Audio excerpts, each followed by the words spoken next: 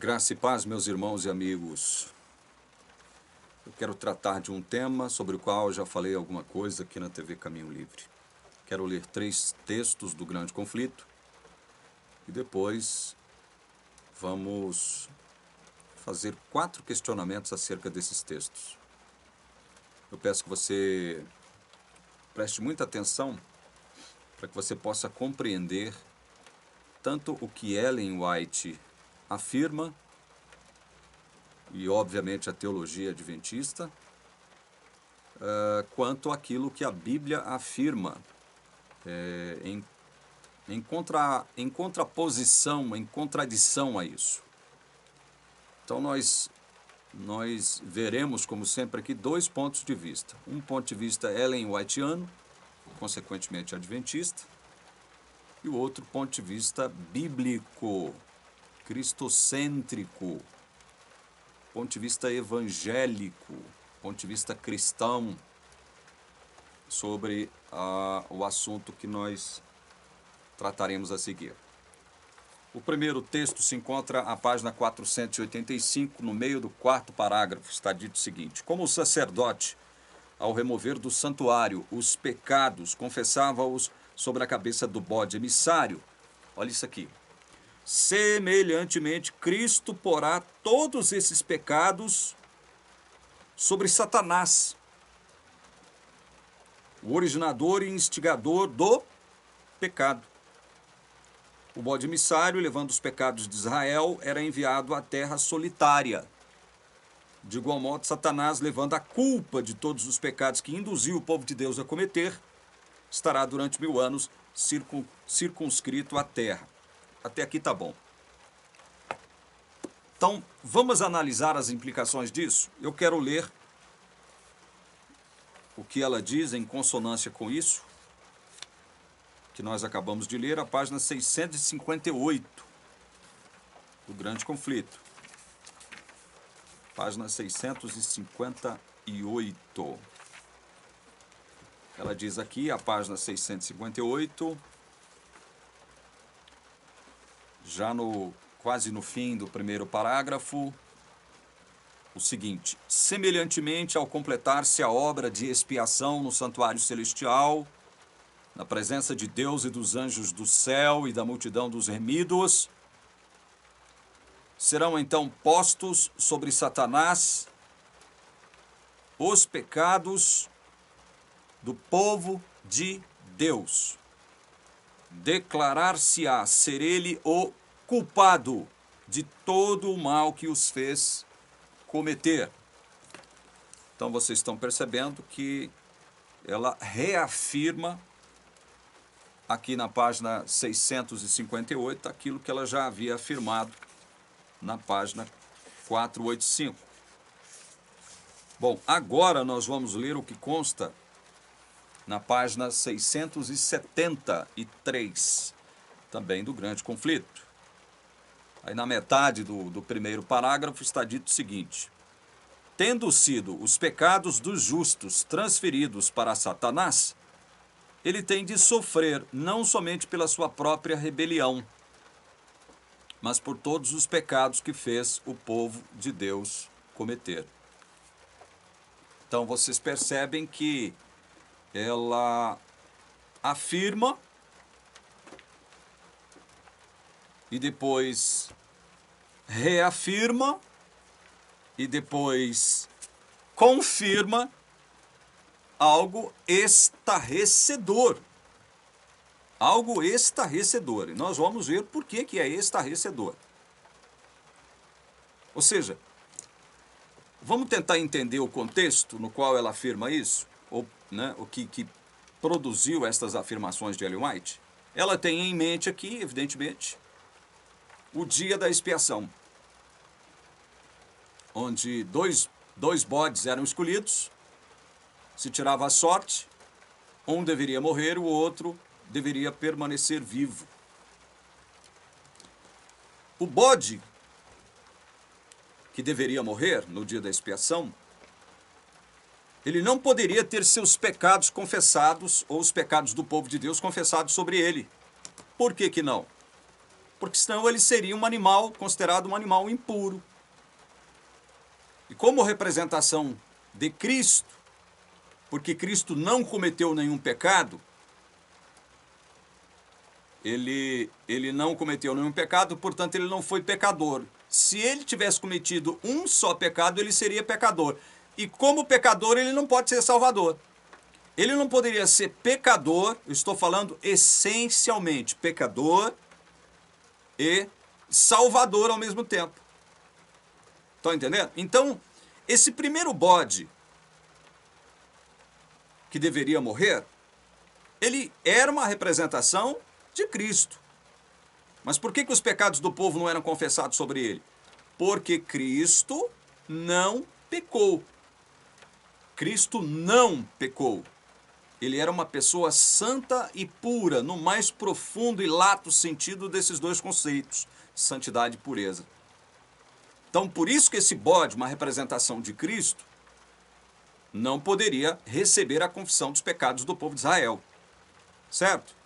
Como nós estamos tratando aqui de uma representação pictórica, tipológica, de algo para o qual nós não temos explicação, qual seja de que o Deus Filho se encarnou, né? Ou seja, o Deus Filho é 100% Deus e continua sendo agora 100% homem. Não há como nós explicarmos isso, né? Então, por isso que naquela dispensação dos tipos, das cerimônias e dos símbolos, precisamente associados ao tabernáculo terrestre, a figura de Cristo teria que ser representada por dois animais. Por isso é que foi escolhido, por isso é que teria que haver dois bodes, mas os dois representando a Cristo. O que deveria morrer não poderia receber a confissão de pecados do povo, porque senão se tornaria um animal impuro.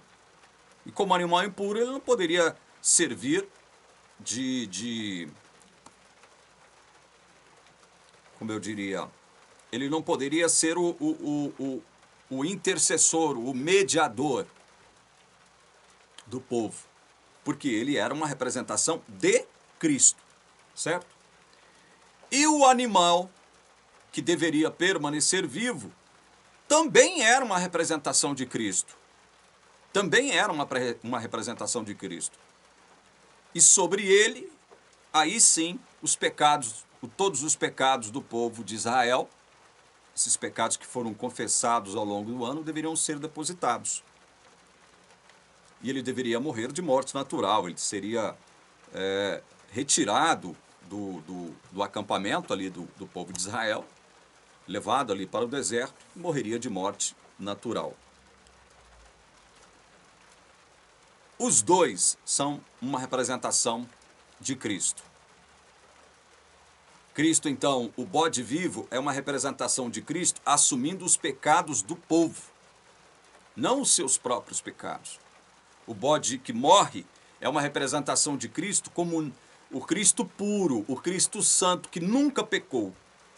E o bode que permanece vivo é a representação de Cristo recebendo os pecados do povo de Israel. Só que, para a teologia adventista, para Ellen White, o bode que morre era sim uma representação de Cristo. Mas, porém, contudo, todavia, no entanto, entretanto, o bode que permanecia vivo e recebia a confissão dos pecados do povo era um tipo de Satanás.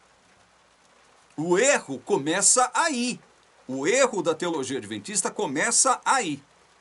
Porque é a partir deste entendimento que ela vai afirmar o que ela afirmou aqui em 3 ocasiões, somente no grande conflito, dando conta de que no final do juízo investigativo, que segundo a Igreja Adventista ora se realiza no céu, Jesus depositará todos os pecados do povo sobre Satanás, que segundo Ellen White, e segundo o entendimento dela, deveria levar os pecados do povo de Deus por ter sido considerado pelo próprio Deus como o verdadeiro culpado, o verdadeiro responsável pelos pecados de todo o povo de Deus. Entenderam? Então, para deixar claro o seguinte, só para você entender melhor, para ampliar um pouquinho mais, expandir um pouquinho mais os nossos horizontes para que você possa entender.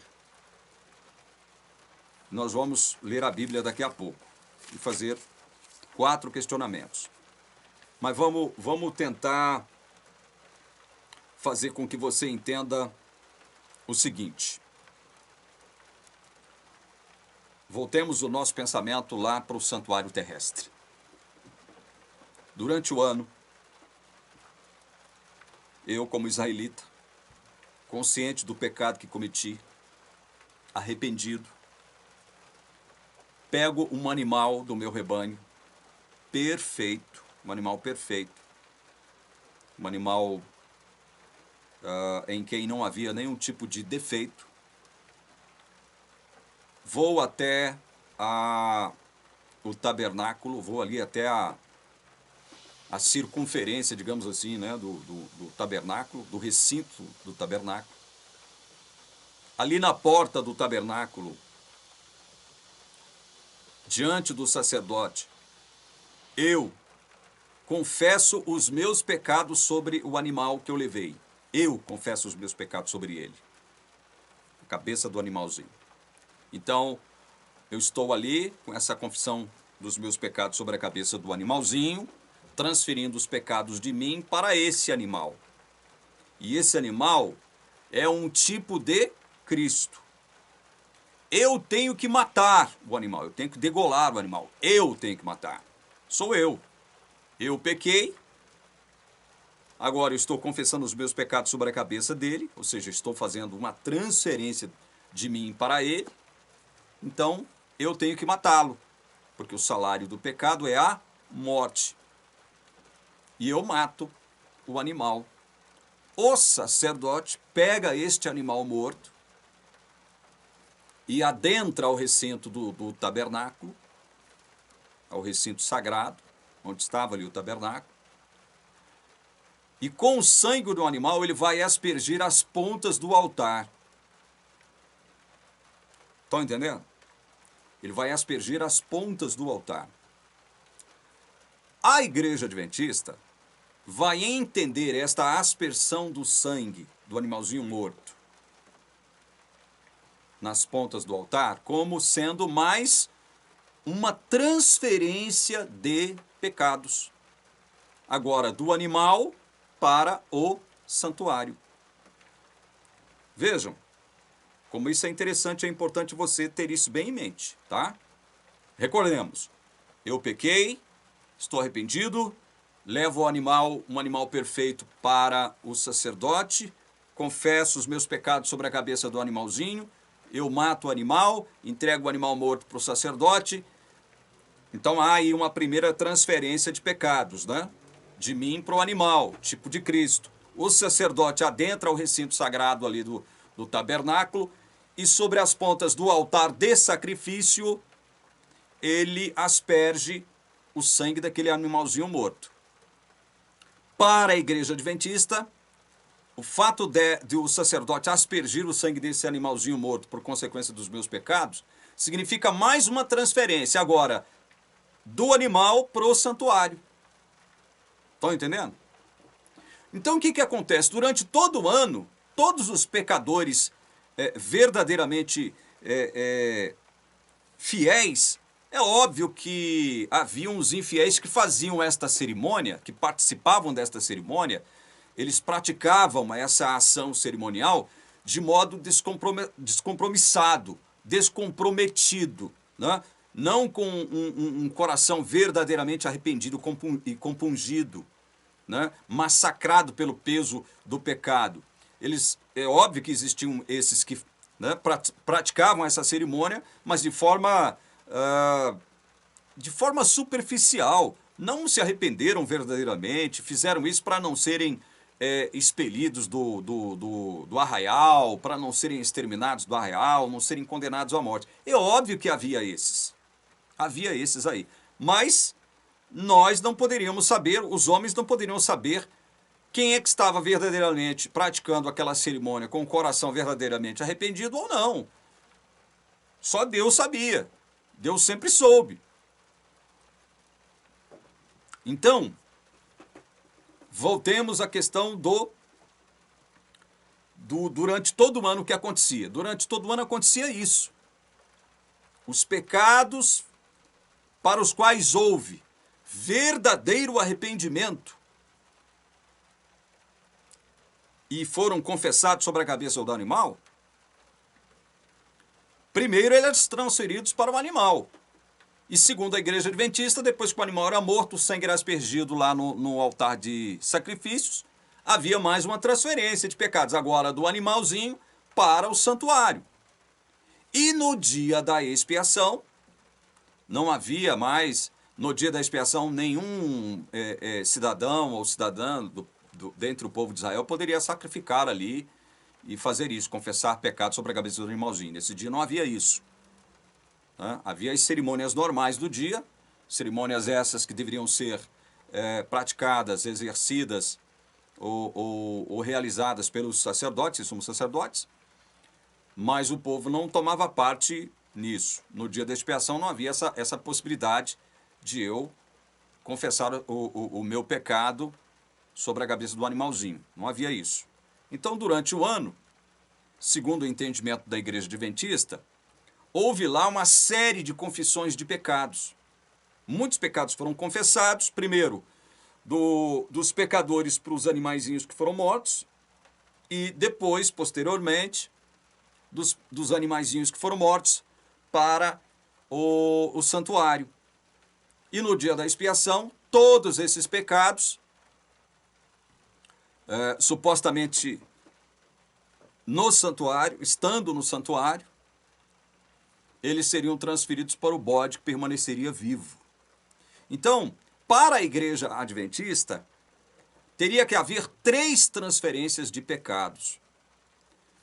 A primeira transferência de mim para o animal, a segunda transferência do animal para o santuário, e a terceira e última transferência do santuário para a cabeça do bode, a quem a igreja adventista, a teologia adventista, afirma ser o representante tipológico de Satanás, né?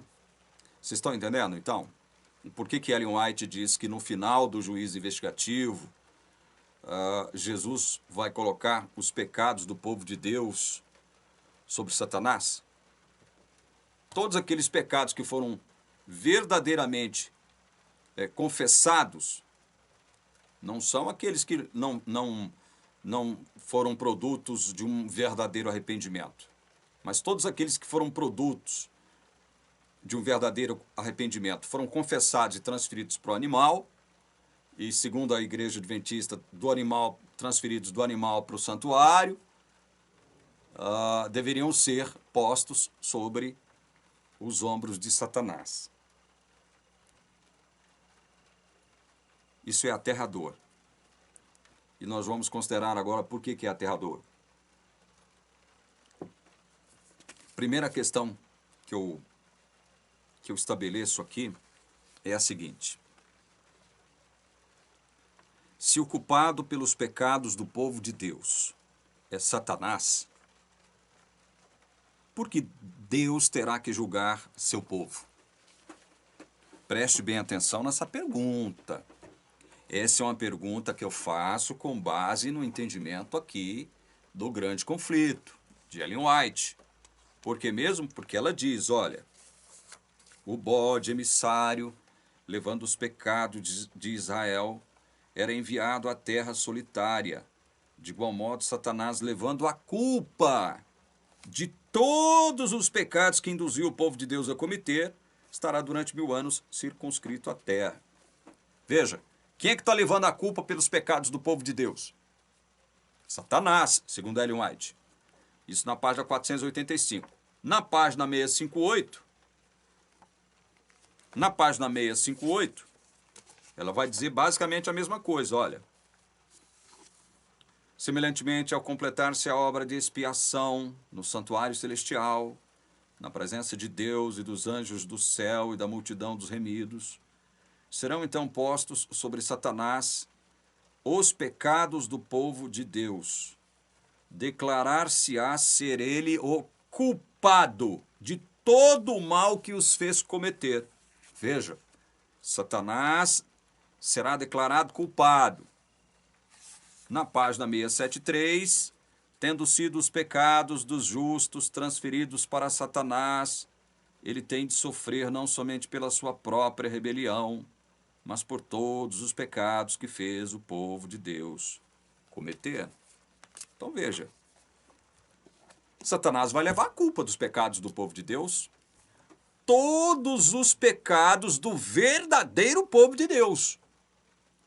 Segundo Ellen White, serão postos, no final do juízo investigativo, sobre Satanás. Sobre Satanás. Por isso é que eu estou perguntando, vou fazer a pergunta de novo. Se o culpado pelos pecados do povo de Deus, o verdadeiro culpado pelos pecados do povo de Deus é Satanás, por que Deus tem que julgar seu povo? Estão entendendo? Se eu não sou o verdadeiro culpado, suponhamos que eu seja povo de Deus, os meus pecados serão, segundo Ellen White, transferidos todos para Satanás. Então Deus declara Satanás o verdadeiro culpado pelos pecados que ele me instigou, me incitou a cometer. Então, se eu não sou o verdadeiro culpado pelos meus pecados, e sim Satanás, e é por isso que os pecados serão supostamente lançados sobre ele no fim do juízo investigativo, como diz Ellen White, por que Deus tem que me julgar?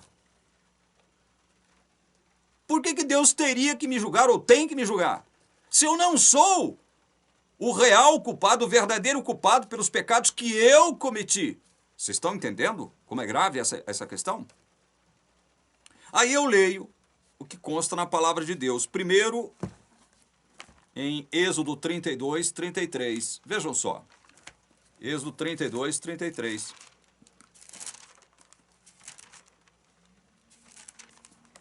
É um texto muito utilizado pela Igreja Adventista para alardear para os quatro cantos do mundo que um verdadeiro crente pode perder a sua salvação. Então vamos lá, Êxodo 32, 33 diz assim: Então disse o Senhor a Moisés: Riscarei do meu livro todo aquele que pecar contra mim. O povo de Deus também peca, a gente sabe disso, porque nós somos falhos, somos seres humanos. E tanto é verdade que peca, que todo o serviço cerimonial relacionado ao tabernáculo é em função justamente disso. Desta realidade incontestável, da qual nós não podemos fugir. O povo de Deus também peca. Mas a Bíblia está dizendo que Deus vai riscar do seu livro todo aquele que pecar contra ele. Mas por que Deus vai riscar do seu livro se eu, enquanto povo de Deus, não sou o verdadeiro culpado, o verdadeiro responsável pelo meu pecado, e sim Satanás, sobre quem os meus pecados serão depositados no fim de tudo? Então a pergunta prossegue. Por que Deus tem que me julgar, então? Por que Deus tem que riscar meu nome do livro? Veja, o texto, eu já falei muito sobre esse texto aqui, mas o texto aqui, ele não trata de abrir aqui uma alternativa para aqueles que pecaram e se arrependeram. O texto, ele é categórico, ele é objetivo, ele é duro, ele é inflexível e não há nenhuma brecha aqui. Deus está dizendo, ó, eu vou riscar do meu livro todo aquele que pecar contra mim, pronto, acabou. E aí? E aí? Mas por que Deus tem que me julgar, riscar meu nome do livro? se afinal de contas eu sou verdadeiramente povo dele, e no frigir dos ovos, no final do juízo investigativo, do tal juízo investigativo, Deus vai colocar os meus pecados, pecados que eu cometi, sobre Satanás, que é o verdadeiro responsável pelos meus pecados. Vocês estão entendendo o grande problema, o problemaço, o grande abacaxi teológico, o grande pepino teológico e exegético que essa doida varrida está arrumando para a teologia adventista? Vocês estão percebendo? Outro texto que eu leio também com base nesse questionamento que eu estou fazendo e com base no que afirma Ellen White. Ezequiel capítulo 18, verso 4. No final do verso 4 do capítulo 18 de Ezequiel, está afirmado o seguinte: a alma que pecar, essa morrerá. A alma que pecar, essa morrerá. E morte aqui, não entendam morte como algo natural. Morte aqui é a penalidade do pecado. Pecou, deve morrer. Pecou, tem que morrer. Ou seja, está condenado. Pecou, está condenado. Mas por que Deus tem que me condenar se eu, enquanto filho de Deus, segundo Ellen White, o próprio Deus vai declarar culpado Satanás pelos pecados que eu cometi? Então por que ele tem que me julgar? Por que ele tem que me condenar? Estão entendendo? E quando Deus diz que a alma que pecar, essa morrerá. A Bíblia está dizendo uma coisa, Ellen White está dizendo outra. Ezequiel 34, verso 7. Aí mesmo, Ezequiel, capítulo 34, verso 7 diz assim. Opa, perdão. É Êxodo. Não é Ezequiel, irmãos. Eu fiz uma confusão aqui, tá? Êxodo 34, verso 7. Olha que verso interessante isso aqui. Que guarda a misericórdia em 1000 gerações, que perdoa a iniquidade, a transgressão e o pecado. Bom, aqui nós já temos um texto onde Deus é caracterizado como aquele que guarda a misericórdia em 1000 gerações, que perdoa a iniquidade, a transgressão e o pecado. Ainda, olha só, ainda que não inocenta o culpado, e visita a iniquidade dos pais nos filhos, e nos filhos dos filhos, até a 3ª e 4ª geração. Deus não inocenta o culpado, apesar de perdoar pecados, ele não inocenta o culpado. Mas Ellen White diz que Deus declarará Satanás como verdadeiro culpado pelos pecados do povo de Deus.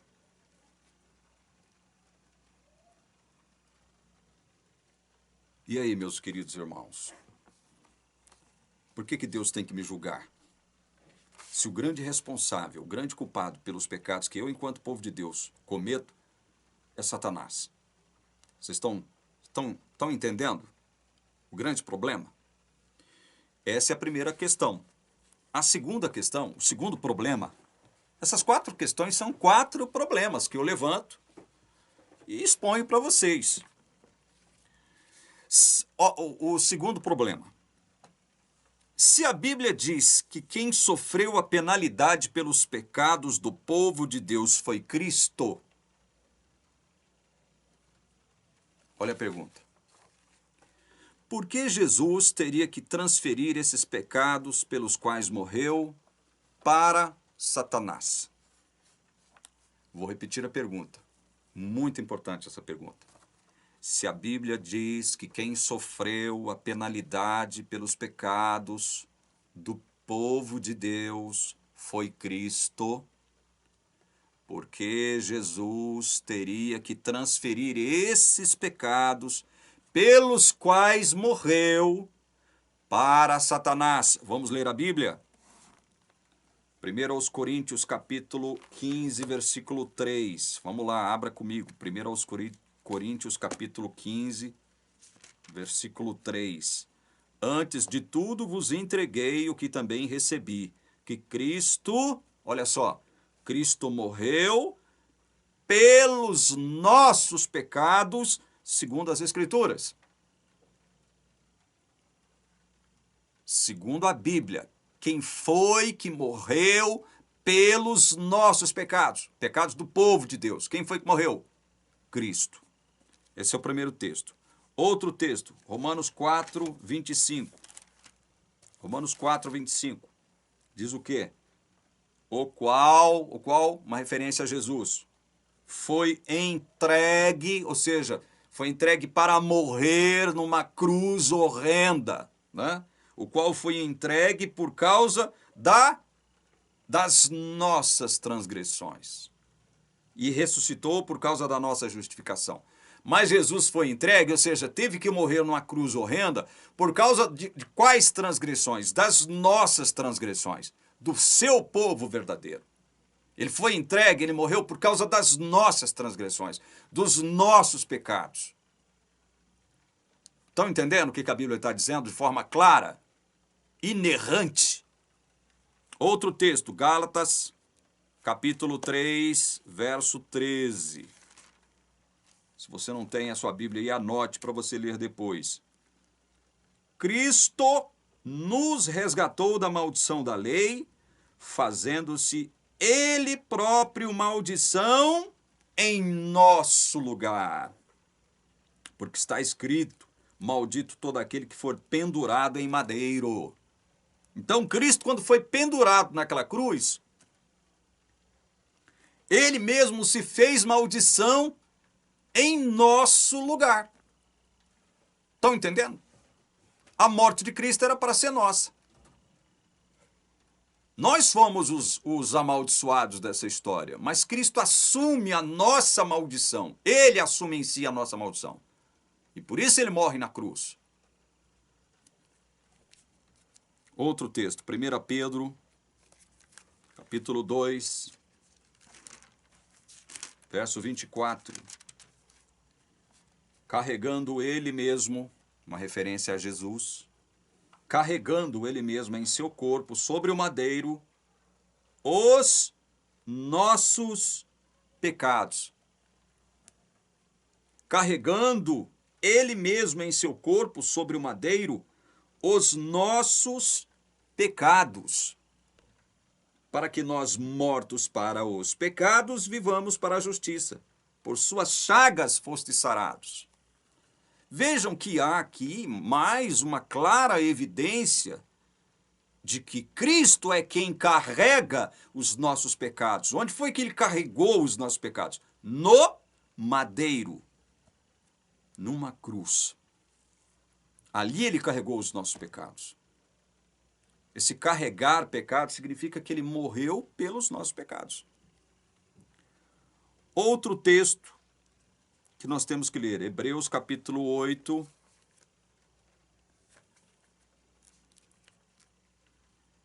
Abram aí em Hebreus. Hebreus capítulo 8. Vamos deixar para ler esse texto de Hebreus aqui, daqui a pouco. Ele se encaixa melhor, esse texto de Hebreus que eu gostaria de ler agora, ele se encaixa melhor quando nós estivermos analisando a terceira pergunta. Nós estamos analisando a segunda pergunta. Vou fazer a pergunta de novo. Na verdade, há um problema. Se a Bíblia diz que quem sofreu a penalidade pelos pecados do povo de Deus foi Cristo, por que Jesus teria que transferir esses pecados pelos quais morreu para Satanás? Me respondam. A Bíblia está afirmando uma coisa, não, quem morre pelos nossos pecados, quem sofre a penalidade dos nossos pecados, ou seja, quem leva a culpa pelos nossos pecados, é óbvio que é uma culpa transferida, né? Eu transfiro a minha culpa para Jesus. E isso era retratado, né, naquela ação, lá no passado, do pecador levando o animalzinho até ali a porta do tabernáculo, confessando seus pecados sobre a cabeça do animalzinho, entregando aquele animalzinho morto para o sacerdote oficiar lá dentro do santuário. Então, quem é que morre verdadeiramente pelos meus pecados? É Jesus. Ele recebe uma culpa que é minha. Eu transfiro a minha culpa para ele. Quando eu creio em Jesus, eu estou transferindo a culpa, a minha culpa, para Jesus. O verdadeiro, então, culpado, do ponto de vista factual, histórico, temporal, eu sou o culpado, mas eu transfiro a minha culpa para Jesus. Jesus se torna, então, o meu mediador, o meu intercessor, o meu substituto. Porque ele carrega a minha culpa. Para ele é transferida toda a minha culpa quando eu creio em Jesus. Quando eu creio em Jesus. Quando eu confesso todos os meus pecados. Para ele eu estou transferindo a minha culpa. E a Bíblia deixa claro isso. Eu estou falando algo que também não pode ser contestado. Bom, se é Jesus quem carrega como substituto a minha culpa, por que para Ellen White e, consequentemente, para a teologia adventista, Satanás deverá ser declarado o verdadeiro culpado pelos pecados do povo? Por que Jesus foi considerado culpado e teve que morrer, então? Vocês estão vendo outro grande problema de Ellen White fazer essa afirmação absurda, antibíblica, anticristã, anti-evangélica, anti-graça, anti-Deus, de um modo geral. Esse é outro grande problema. Vamos para o terceiro problema. Se os pecados do povo de Deus, pelos quais Cristo foi condenado à morte na cruz, não existem mais, como Cristo poderia tê-los transferidos a Satanás? Os pecados pelos quais Cristo morreu, que são os pecados do povo de Deus, após a morte de Jesus, eles deixam de existir, porque Jesus assumiu a nossa culpa e, consequentemente, a nossa condenação. É por isso que ele morre. Assumiu a nossa culpa, então agora tem que ser condenado também no nosso lugar. Ele é nosso substituto na culpa, é nosso substituto na condenação. Então, quando Jesus morre, automática e legalmente, os pecados são eliminados. Pecado de quem? Os meus, porque eu os confessei em Jesus, eu criei no Senhor Jesus como meu Senhor e Salvador, confessei os meus pecados a Ele, criei nele, então a minha culpa foi transferida para Ele. Quando Ele morre na cruz, Ele não só assume a minha culpa, bem como a minha condenação, como meu substituto que Ele é. Estão entendendo? Então esses pecados, legalmente, eles deixam de existir, gente. Acabou. Não tem mais pecado. Então, a pergunta é, como Cristo poderia ter transferido esses mesmos pecados inexistentes a Satanás? Os pecados que não existem mais. Como é que ele pode transferir para Satanás os pecados pelos quais ele já pagou e legalmente eles não existem mais?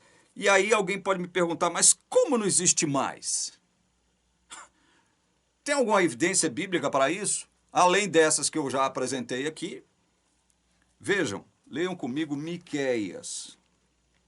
Miqueias, capítulo 7, verso 19.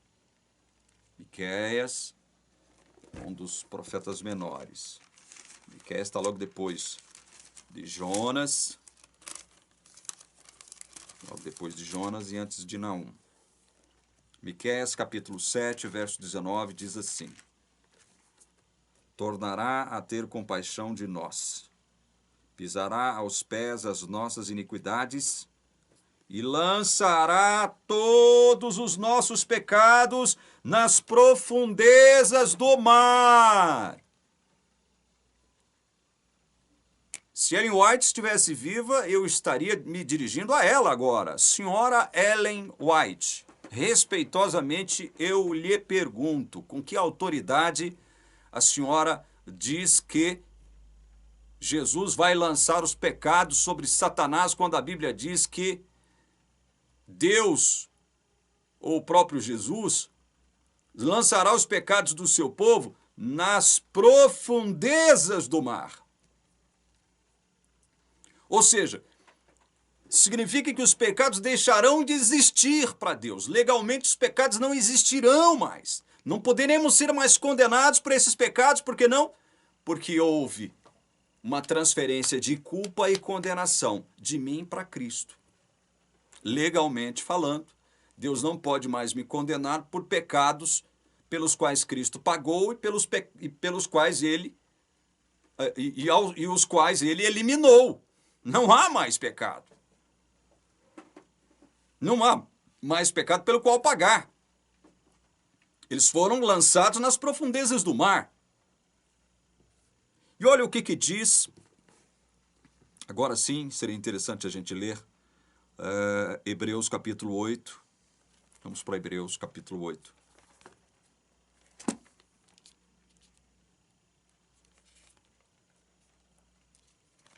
Primeiro, né? Hebreus capítulo 8, verso 12. Pois para com as suas iniquidades usarei de misericórdia, e dos seus pecados jamais me lembrarei. Deus dizendo aqui para o seu povo. Para com as suas iniquidades usarei de misericórdia, e dos seus pecados jamais me lembrarei. Deus jamais vai se lembrar dos nossos pecados de novo. Afinal de contas, por conta do que Cristo fez por nós, Ele lançará todos os nossos pecados, os pecados do povo de Deus, nas profundezas do mar. Deus não tem mais por que se lembrar dos nossos pecados, porque eles já foram pagos, já receberam a devida condenação. Olha o que está aí escrito em Hebreus capítulo 10, verso 17 e 18. Também de nenhum modo me lembrarei dos seus pecados e das suas iniquidades para sempre. Deus não se lembrará mais dos nossos pecados para sempre. Graças ao que nós fazemos, graças ao que Cristo fez já na cruz. Isso aqui são resultados, isso aqui são efeitos da nova aliança que foi cumprida em Cristo, ao morrer na cruz e ao ressuscitar depois. Deus não se lembra dos nossos pecados mais. Pecados do povo de Deus. Aí tem um outro texto aqui que eu gostaria de ler antes. Olha o verso 18. Aí mesmo de Hebreus 10. Ora, onde há remissão destes o quê? Pecados. Já não há oferta pelo pecado. Se houve remissão desses pecados, não há mais necessidade de oferta ou de sacrifício por esses mesmos pecados. Porque já houve o quê? Remissão desses mesmos pecados. Não há necessidade de mais ninguém morrer por conta deles. Não há mais necessidade de nenhum sacrifício. É isso que o escritor da carta aos Hebreus está deixando claro aqui, sobre a inspiração do Espírito Santo.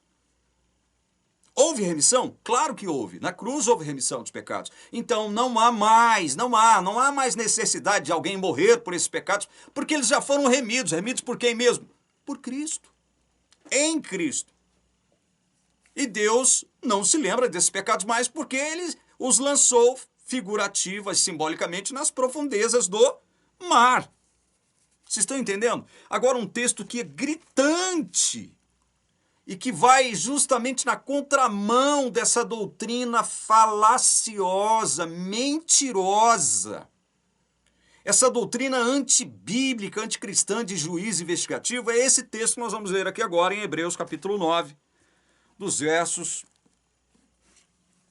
24 até o verso 28.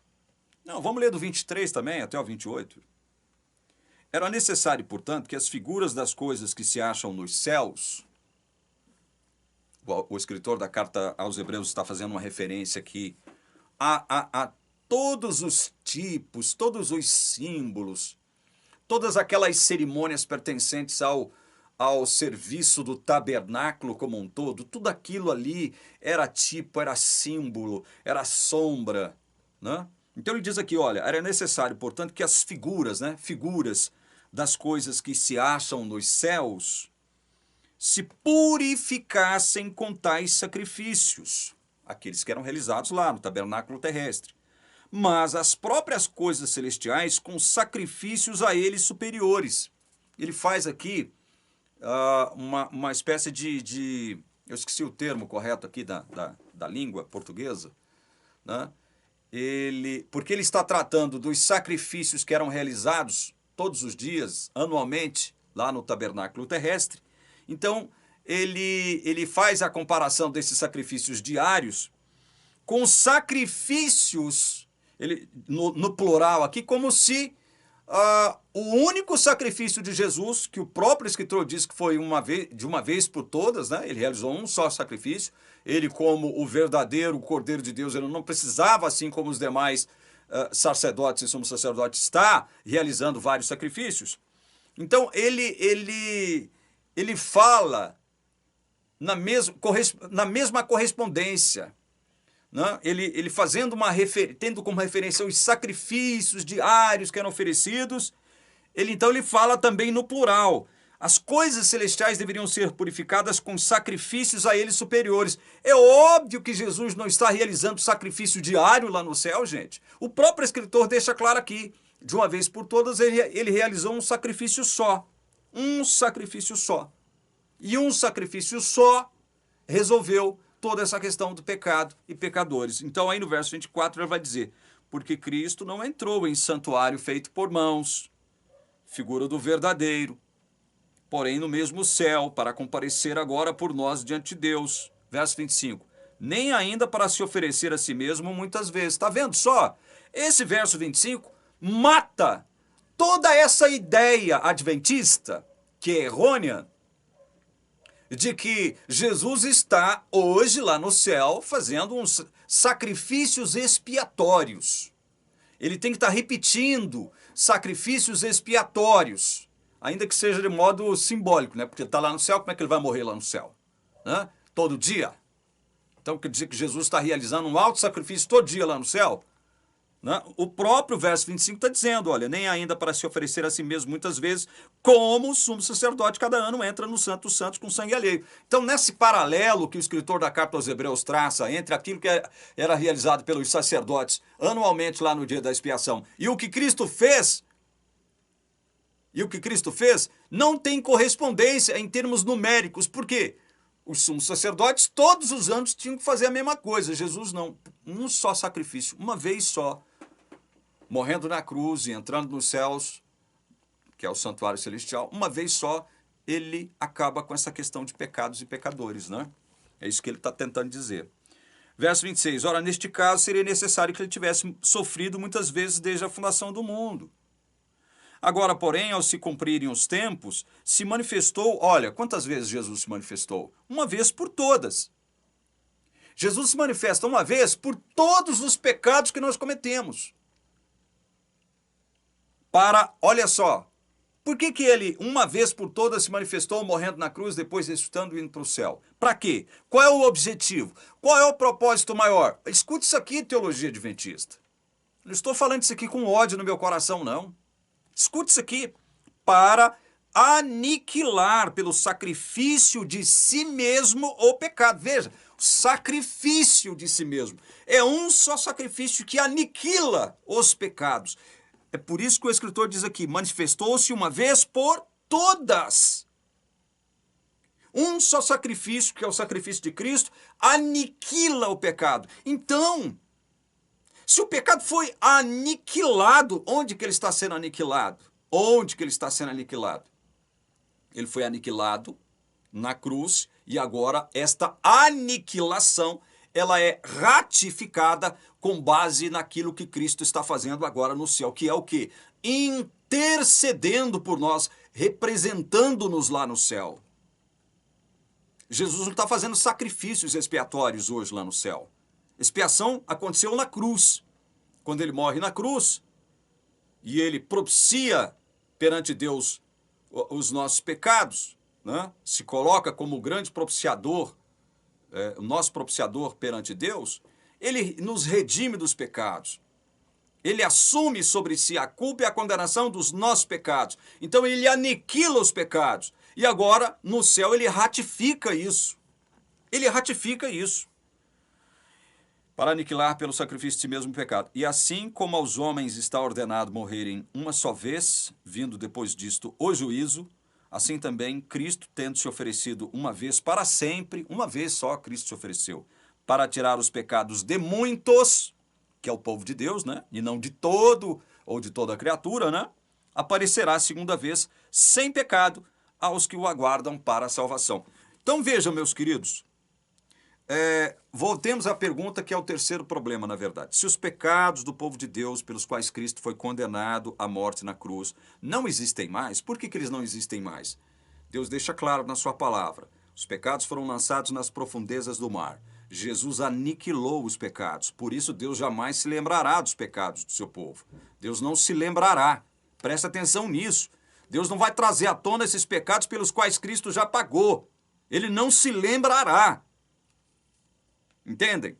Então a pergunta é, como Cristo poderia ter transferido esses mesmos pecados que não existem mais para Deus, para Satanás? Como? Como que Cristo vai fazer isso?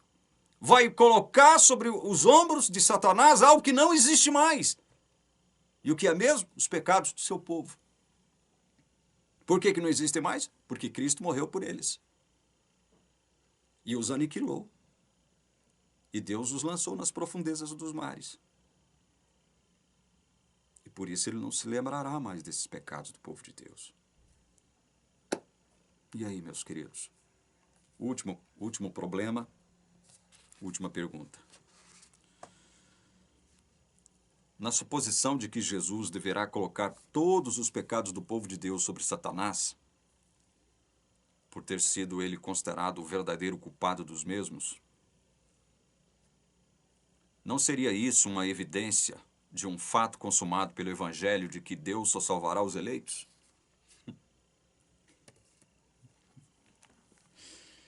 Ai, ai.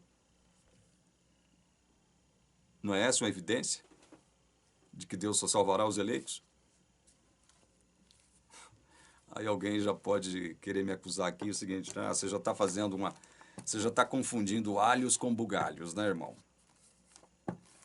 Como é que você quer trazer o assunto da eleição para cá, para esse tema? Analisem, meus irmãos, com base... Veja, o que Ellen White fez aqui, olha só, o que Ellen White fez aqui, o que foi que ela fez aqui? Ela profetizou com base em nada, né? Com base no seu cotovelo apenas, com base na sua sandice, porque ela era doida, com base na sua loucura, com base na sua hipocrisia, com base na sua falta de bom senso. O que ela fez aqui foi o quê?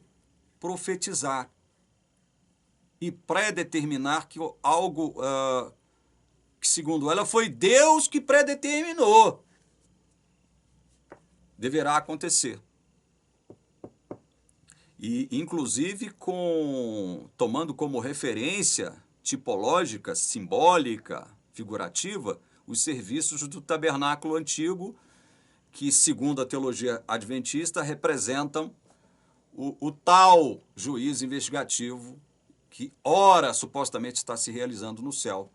Então, ela está profetizando algo sobre o qual a Bíblia não fala. Veja, e o que a Bíblia não fala? Não é que a Bíblia não fala de eleição, não. A Bíblia não fala em lugar algum é que Jesus vai transferir os pecados pelos quais ele já pagou e morreu sobre os ombros de Satanás. De onde essa doida varrida tirou isso? De onde essa mulher doente tirou isso? De onde?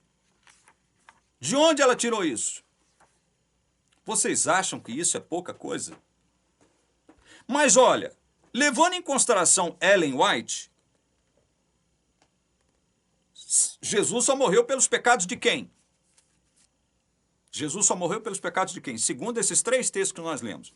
Os pecados do povo de Deus. Não é isso que nós calvinistas estamos afirmando? Já há centenas de anos? Há séculos? Jesus morreu pelos pecados do seu povo, pelos pecados da sua igreja, pelos pecados dos seus eleitos. Em outras palavras, os pecados de quem Satanás supostamente levará sobre si, segundo essa doida varrida?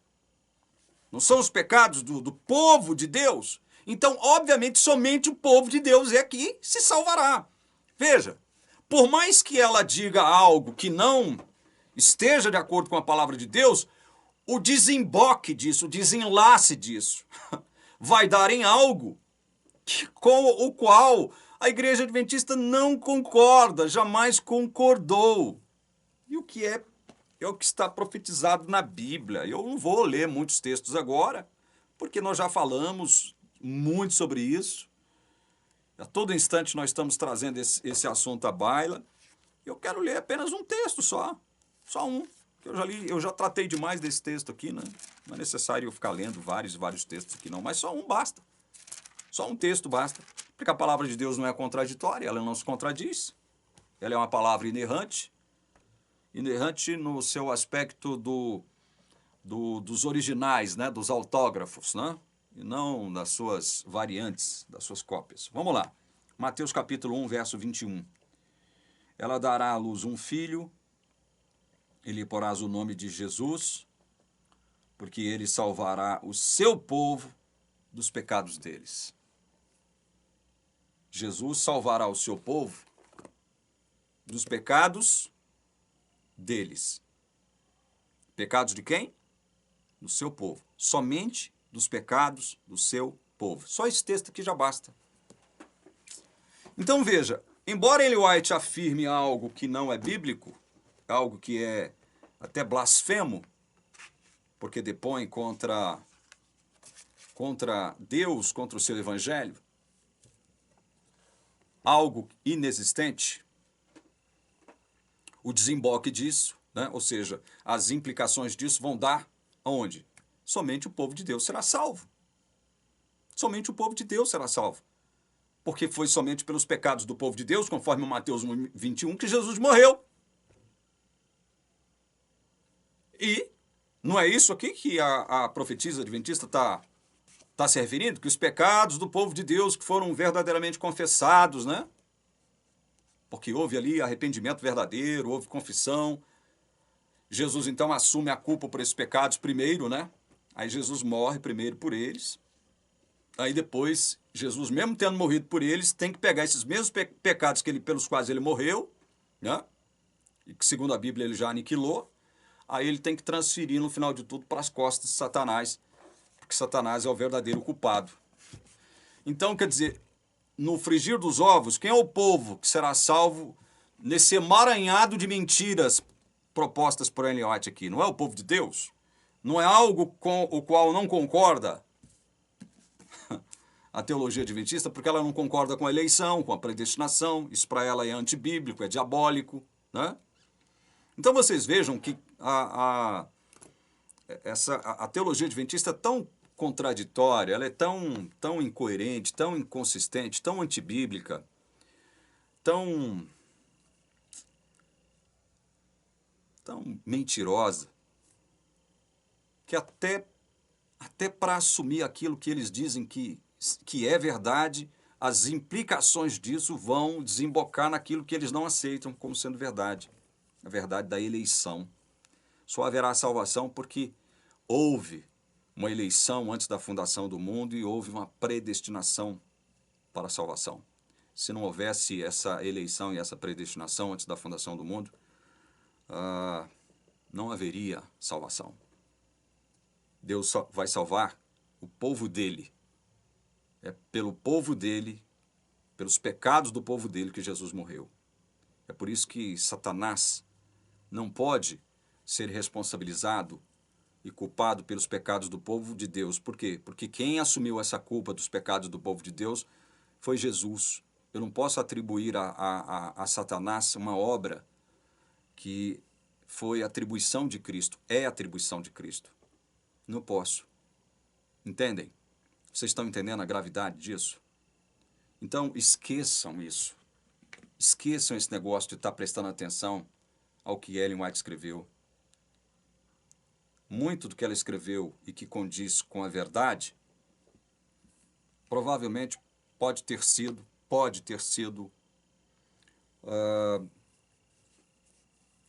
objeto do que mesmo? De plágio. De plágio. Eu espero que o fato de nós termos colocado esses 4 problemas com relação a essas afirmações de Ellen White aqui na mesa e discutíssemos esses problemas com a Bíblia, possa ter ajudado você a entender a falsidade dessas afirmações Ellen Whiteanas de que Satanás levará a culpa pelos pecados do povo de Deus. Que Deus abençoe você que assistiu esse vídeo até aqui. Em nome do Pai, do Filho e do Espírito Santo. Amém.